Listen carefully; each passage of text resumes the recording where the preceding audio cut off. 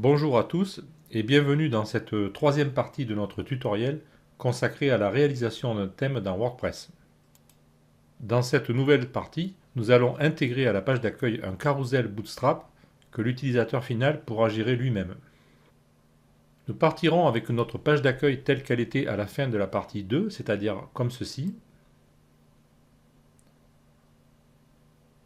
Et nous aboutirons à ce résultat. Un slider dans lequel les images se succèdent automatiquement ou manuellement, et nous ajouterons un effet d'animation sur les titres apparaissant dans ces images. Nous utiliserons un carrousel fourni par la librairie CSS de Bootstrap.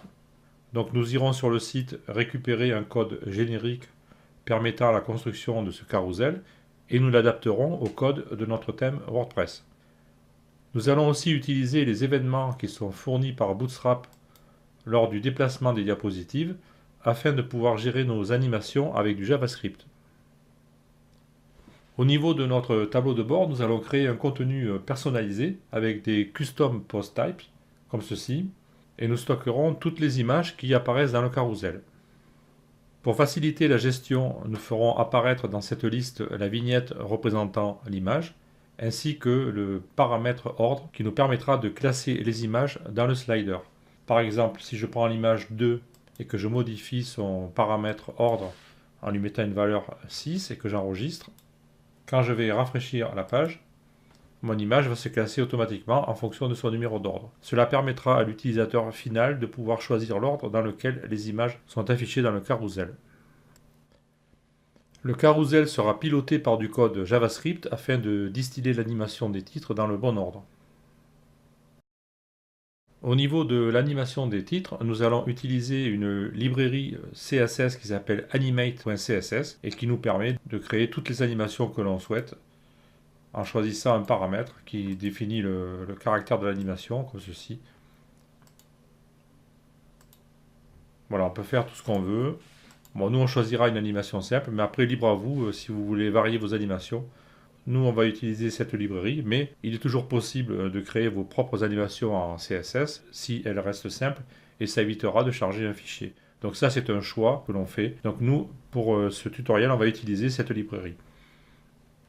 Voici donc à quoi ressemblera notre page d'accueil à la fin de cette partie. Donc on voit que le contenu existant est toujours là et nous avons rajouté un slider en page d'accueil. Alors pour résumer, voici ce que nous allons faire. Donc intégrer un carrousel Bootstrap et le tester avec des images temporaires. Nous allons déterminer une taille pour les images de notre carrousel. Nous ajouterons cette taille personnalisée à notre thème. Nous allons créer un custom post type pour stocker les éléments du carrousel.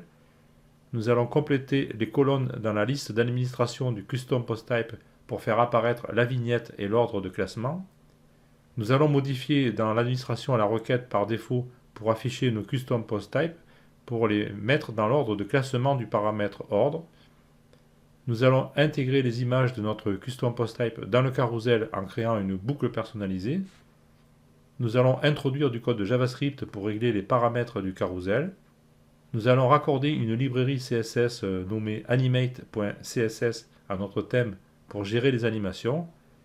Nous allons ajouter du code JavaScript pour piloter les animations. Et à la fin, nous améliorerons notre code en ajoutant des champs personnalisés pour les sous-titres. Donc nous verrons ça à la fin. Et donc je vous donne rendez-vous de suite pour commencer.